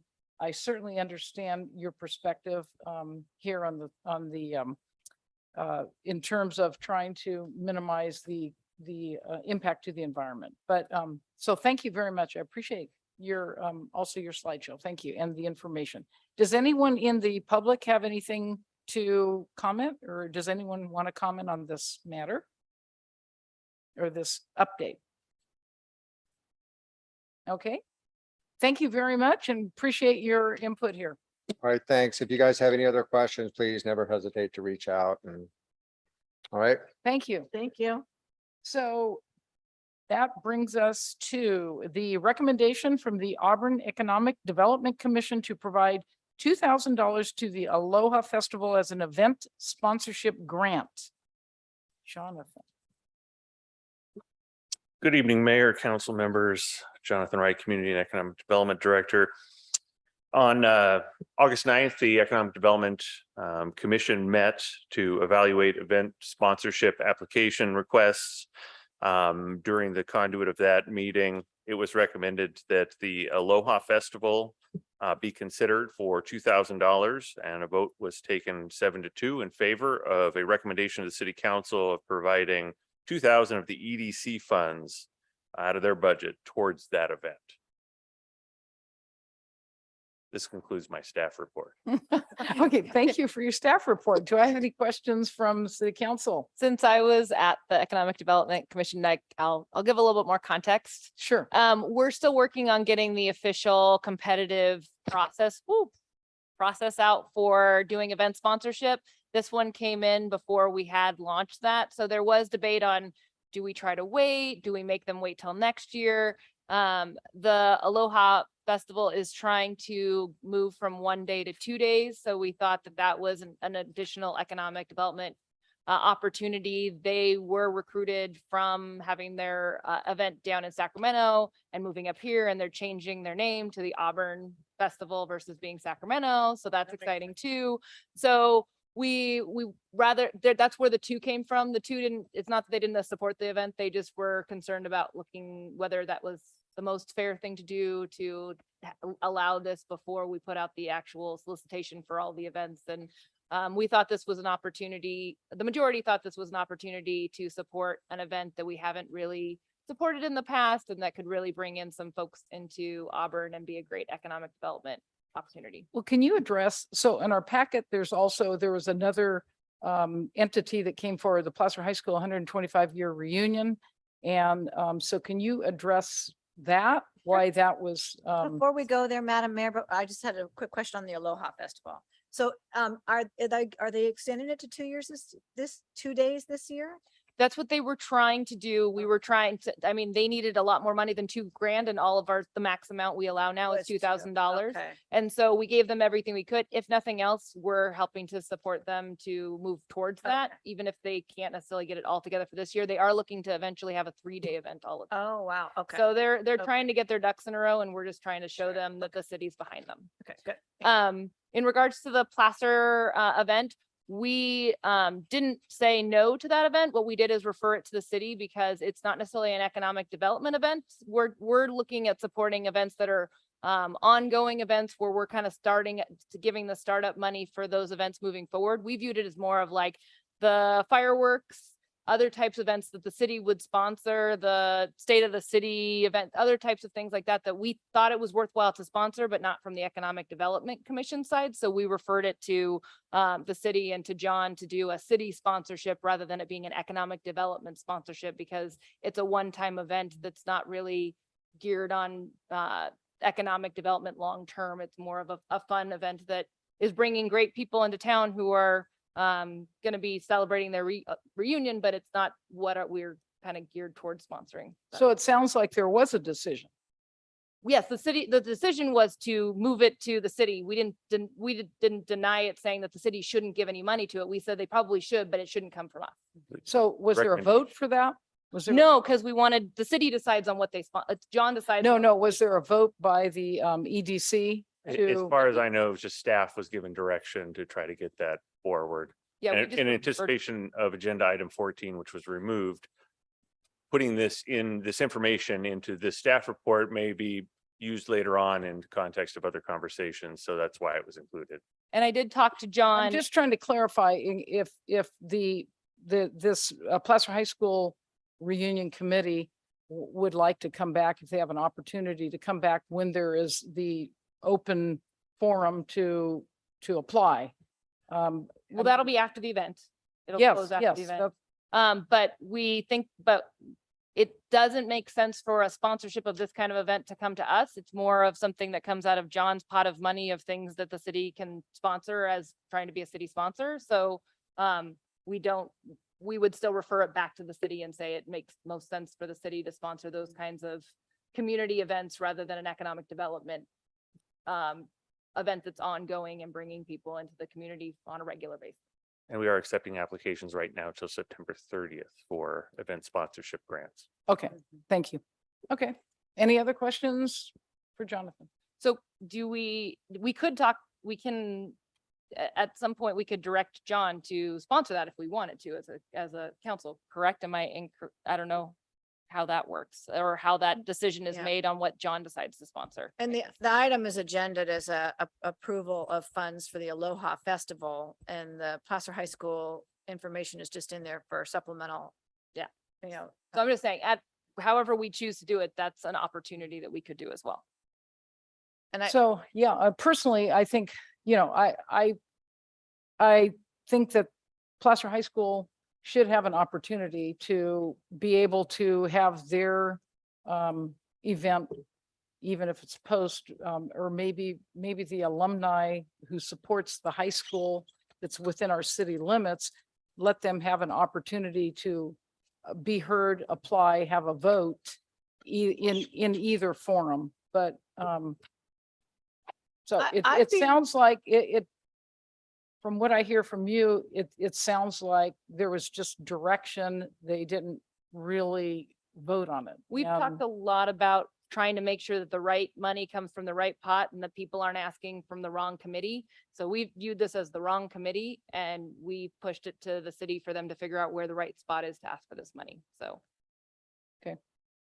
just on that, to that end, I know that John's been working with the Hillman Foundation with regards to the event itself, because there are a lot of services that they will be obtaining. John, are we charging them for those services, i.e. road closure, extra security, things of that measure? Or is that an in-kind donation that we're making? So the one item that's out there right now is they've requested that we pay overtime for some police officers, and typically we would pass those costs along to them. That's the one item right now. We met with their team this afternoon. We went through a whole litany of items, and right now that's the only cost that we are Holding. What does that cost, John? What is that estimated cost to be for that overtime for the officer? I think it's like $600 or $700. Okay, so my thought on this really, because the event is coming up so quickly, and what I would like to see is just that the city donate that in kind, not to charge $600 to $700 and call it even.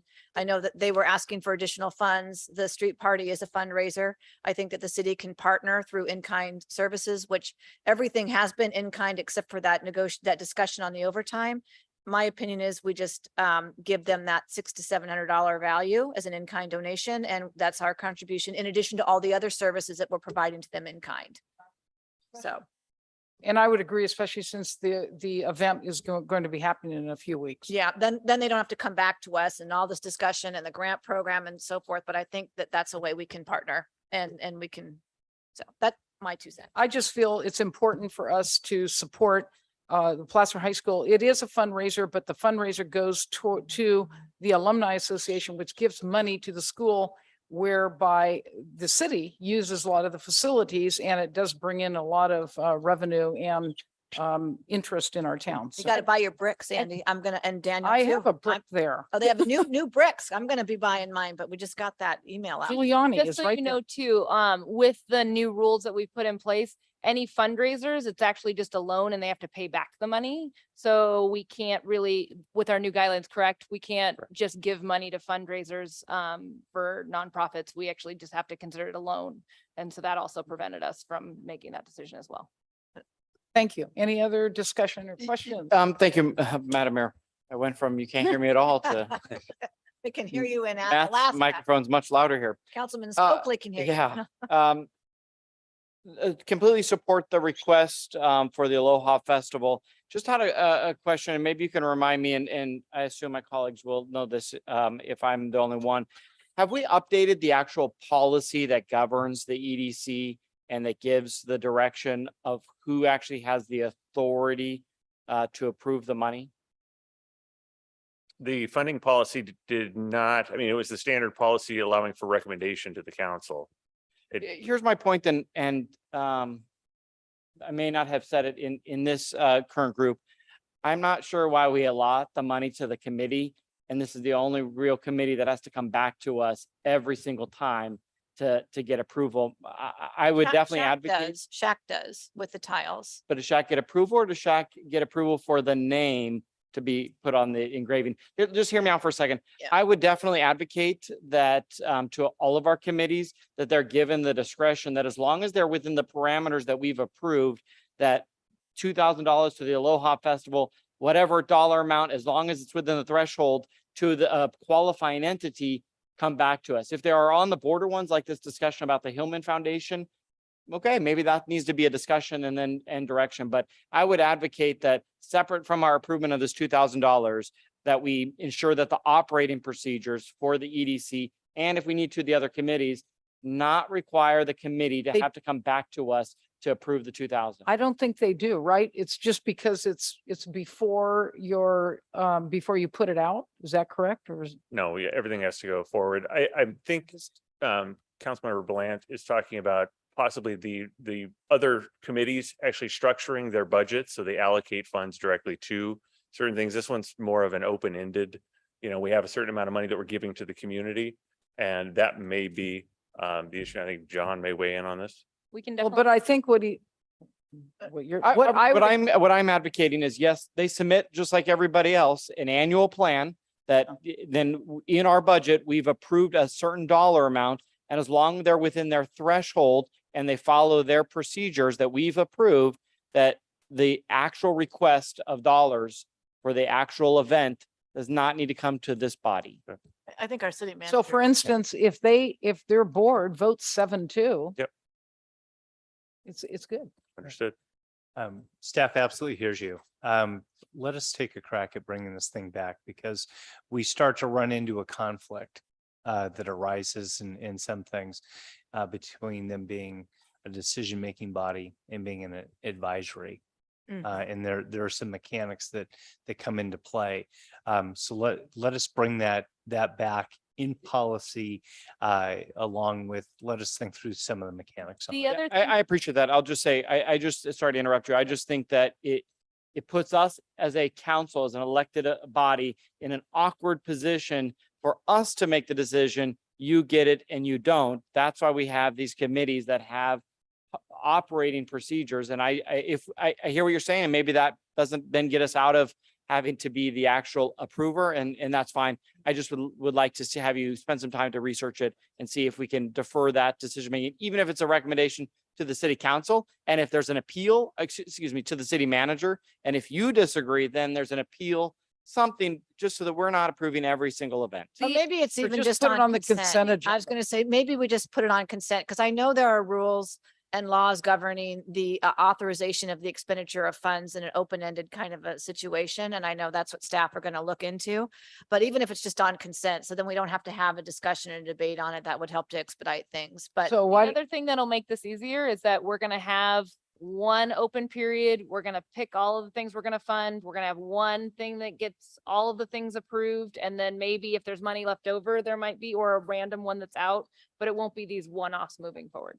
that's okay, so I think it'll come back I think, to yeah, answer the question that Councilman Berlant had, which is let's expedite it.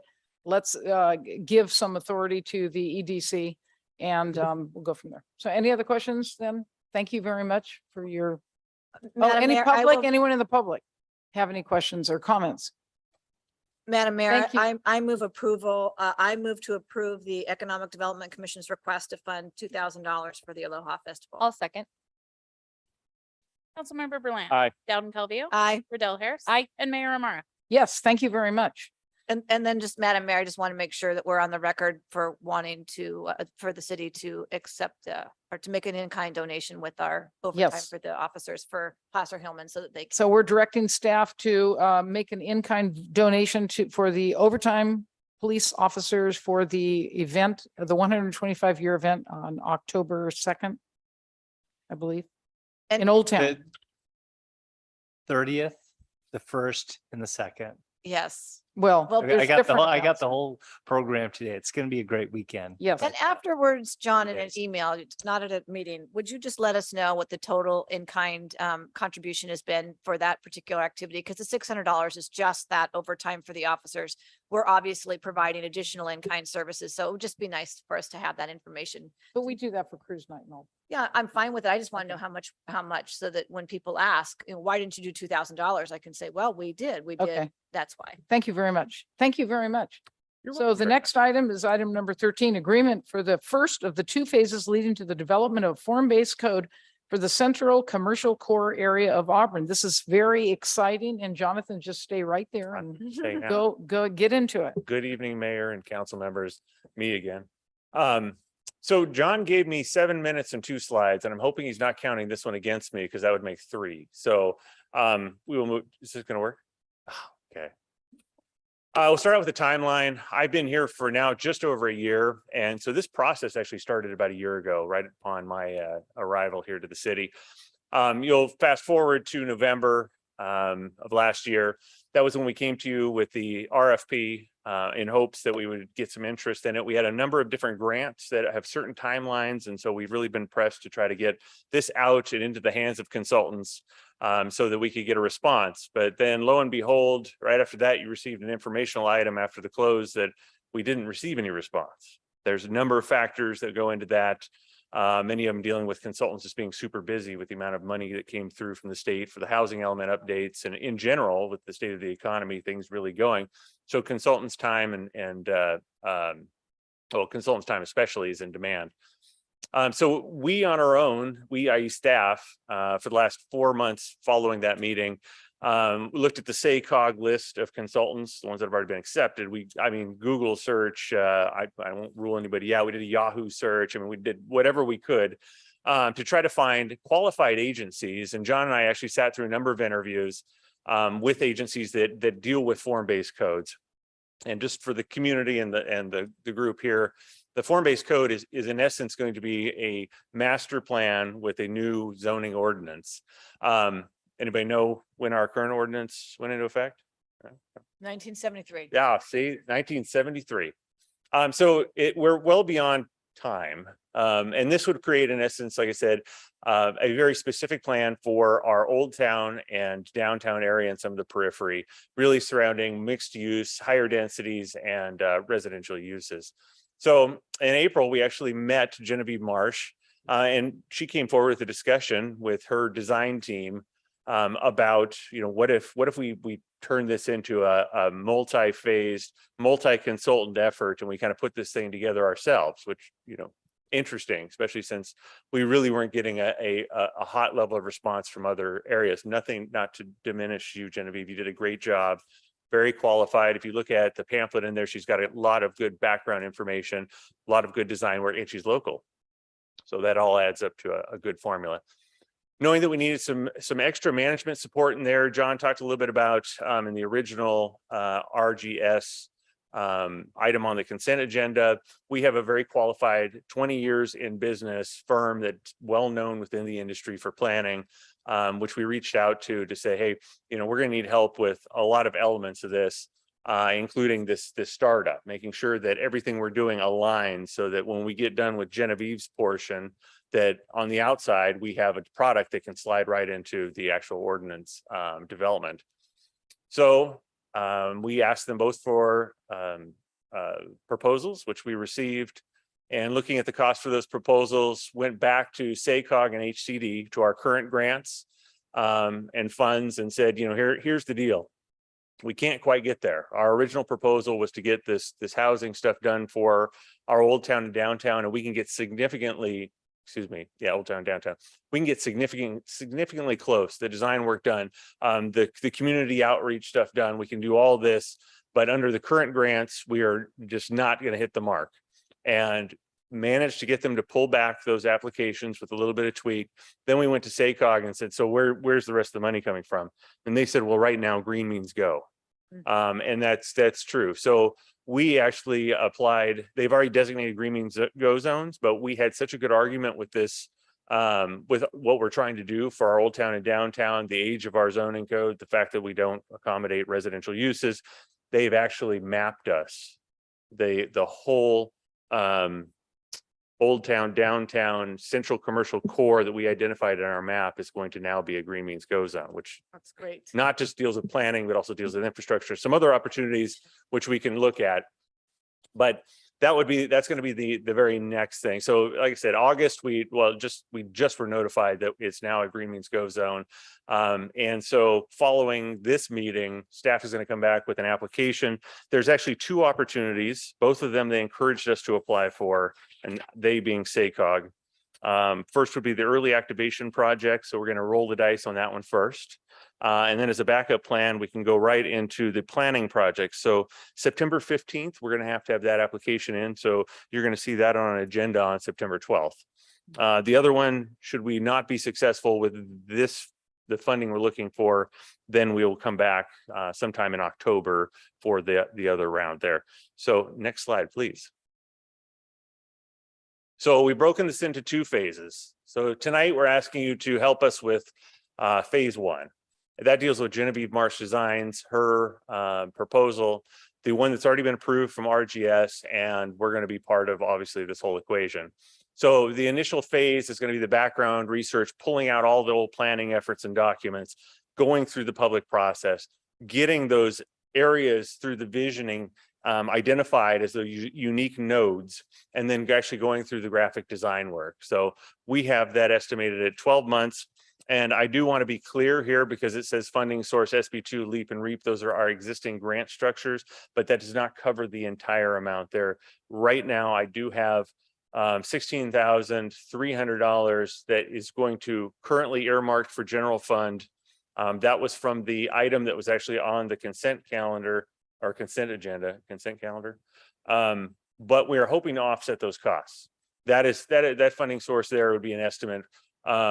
And then moving some of those costs that we're absorbing during this process to the Green Means Go process, which again, we're turning right around on. So it's not like we're wasting any time.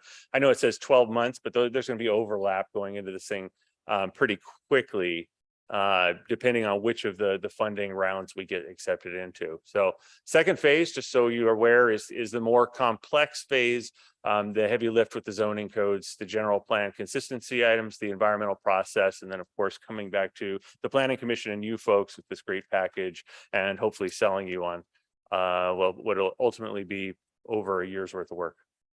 And we plan on starting this right away. Right? Right. Yeah, fantastic.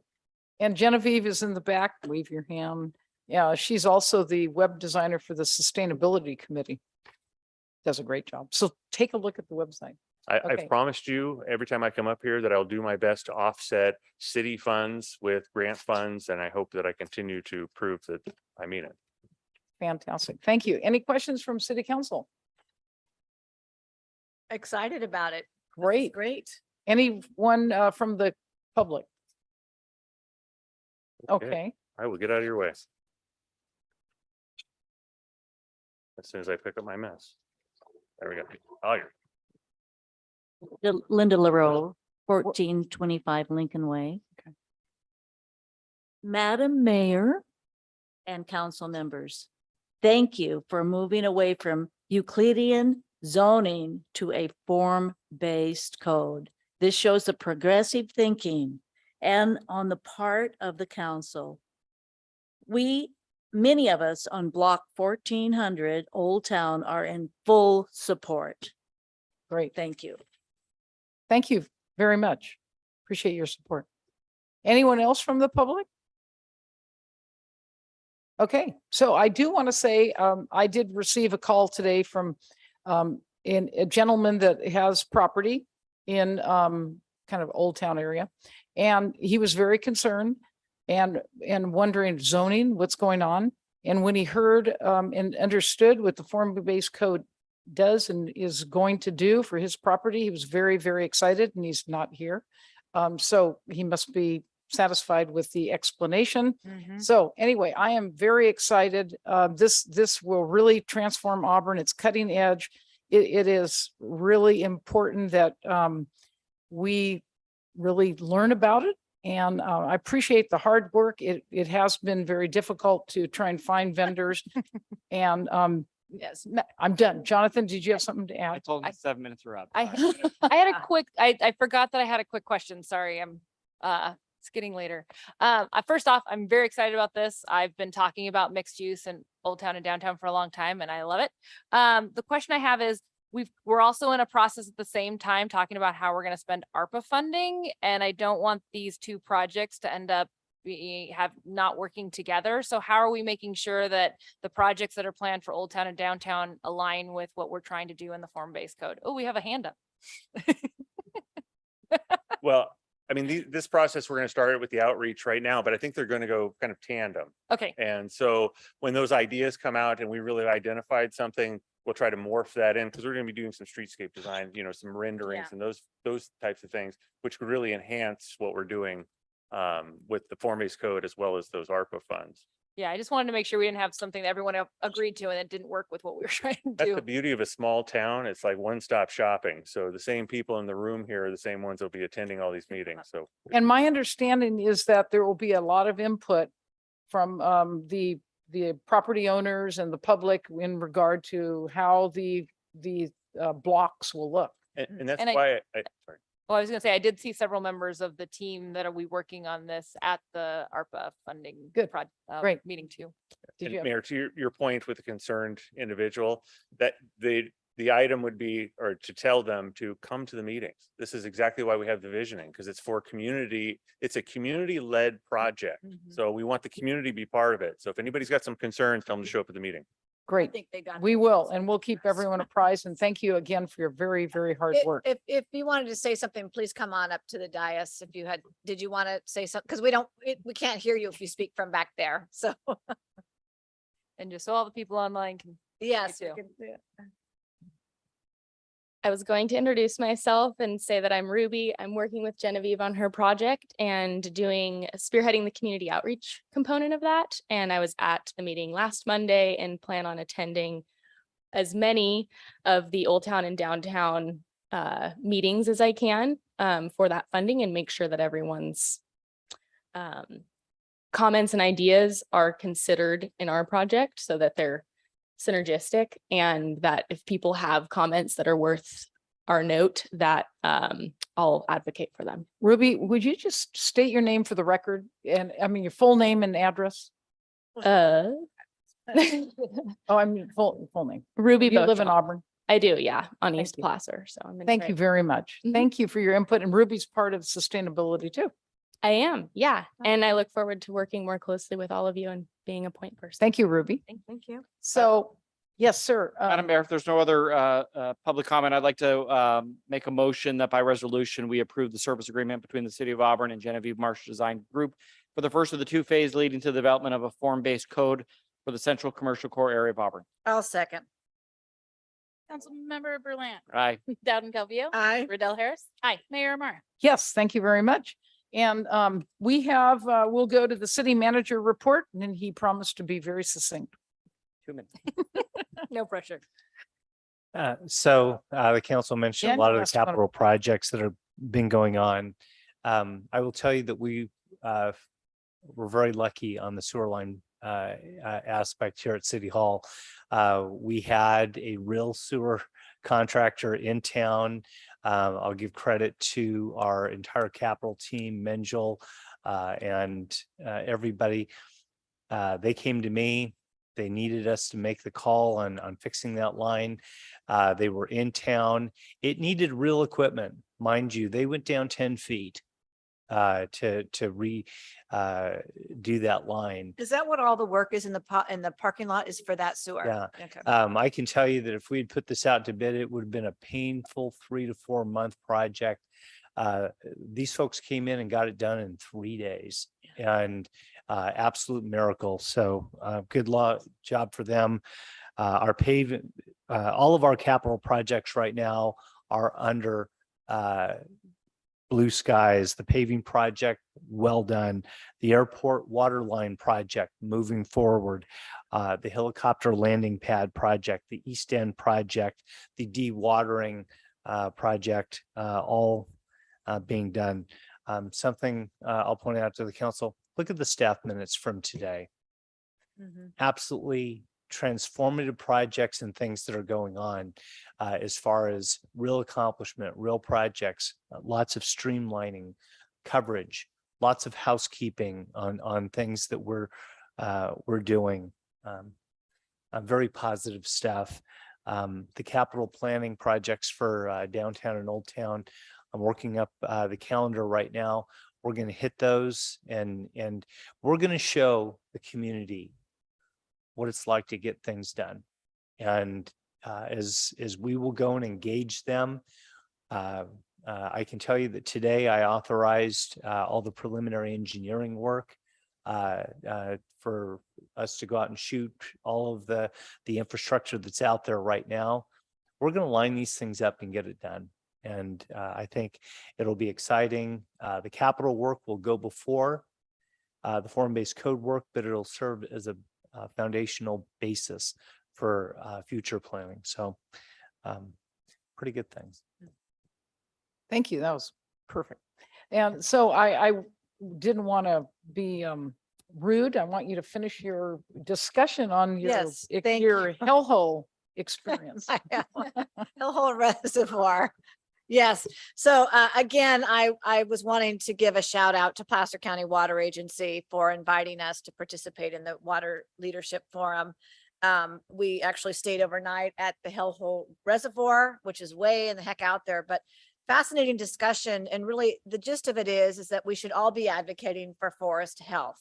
Not only does it reduce fire risk, but it also preserves our watershed. And you know, really the light bulb going off is that, you know, when these fires, and Daniel knows this, the fires are burning so much more intensely now that they are burning all of the organics out of the soil. And then the soil, what's left over, the charcoal, is washing into the watershed. And what it does there is it collects in the reservoirs. So there's a risk for water, you know, for actual water that's being distributed by Placer County Water Agency, but also to, you know, what happens then, you get just the shrub that comes up because the trees can't grow in that terrible soil. You just get shrubs. The shrubs then catch on fire again, and it's just this terrible cycle. And it takes a long time for the trees to actually be able to come back up if you don't plant them yourself. We have Sierra Pacific. We actually had the opportunity to see land from the last, it was the King Fire. Was it the King? 8 years ago. 8 years ago. And there were lands where it was burned. The property that was owned by Sierra Pacific, where they farmed the land, the timber, you can see where they have actually worked to collect the logs. They're burning them in these giant piles. And then they've planted trees. And then the area that's under the U.S. Forest Service, which is not getting very much work done, and it's just devastated. It's all the chaparral that's coming up, which will be ripe for burning. But one thing I had mentioned to Placer County Water Agency is that, and I kind of talked about this at one point earlier when we were talking about UP and their responsibility with clearing lands for fire, that it's important for us to get on that regional stage and work with PCWA. And we talked about cap trip about forest health and not just from a fire perspective, but also from a water perspective, and just getting other cities and the county on board to get out there and to make sure it's clear that we need to allow some of this timber, you know, harvesting. But there's a lot of work that needs to be done and why. It's not just, obviously fire risk is huge, but water and so forth. So it was a great opportunity to hear more about that. And I was thankful for that opportunity. I have a question. I've heard Placer County water is one of the cleanest around. Did they say anything about that? It is. They did talk about that, and there is a bottler that is actually taking water out of the Sierras. But we went to the headlands for the American River. And even though there's no snow melt, it was really nice to see a little bit of water that's still trickling down. And so that was actually pretty neat too. We also went to French Meadows, which is the actual reservoir that is diverted. The waters are diverted from French Meadows over to Hellhole Reservoir. And the whole history of water is fascinating to me as a history buff too. So, but yes, it's incredibly clean. But that's why it's important to make sure that we don't burn and all that, because that charcoal is toxic. And so that's getting into the water as well. Obviously they can clean it out, but that's just more, it clogs. It also hurts with hydro electricity because it clogs the screens that are where the water's going through to generate power. And so it's just, again, fire is bad on so many levels, but we dug deeper into more levels and how we can partner to try to address these issues. So Thank you. And Councilwoman Riddell Harris? I only had one other thing to report on Shack, and that is we've been working diligently to revise our criteria for the tile approvals. And so we'll be bringing that to the city council in an upcoming meeting. So we're actually redoing the process. The fee is going to change because the fees changed. Rucola is charging a lot more now. So we'll be bringing new forms, new criteria, and new fee. Thank you so much. Thank you. Yes. Sure. Just a quick thing. I mean, I think Alice covered most of it. But I think the piece that I took away is that we need to make sure that we're educating our children about where their water comes from and the value of it. So that way they understand what the storm drains do and how that impacts the environment and the whole water cycle. And because if people don't understand it, then they can't value it and have the understanding why it's important. So I've actually been working with PCWA and talking to John about coming up with some kind of program for our students that they can do maybe a field trip to the school park reserve and talk about the Auburn Ravine and all that kind of stuff, because they used to do that in the past and then the nonprofit that worked with them kind of went away. So I want to make sure that we're doing our piece to do that education of our students, both on the wastewater side and on the water side. But yeah, it was great. I got elected during COVID, so I didn't know a lot of people from other areas. So it was nice to do something in person and get to meet some folks from other cities in the county too. So Thank you for going.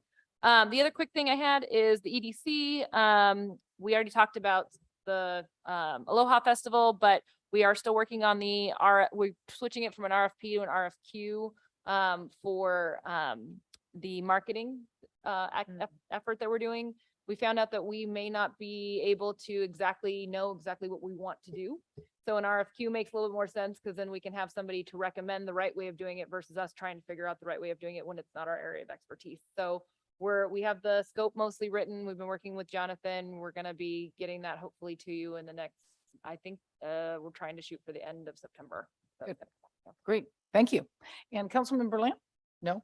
And I'm going to defer so we can get out of here. Councilman Berlant is going on a much needed vacation. So with that,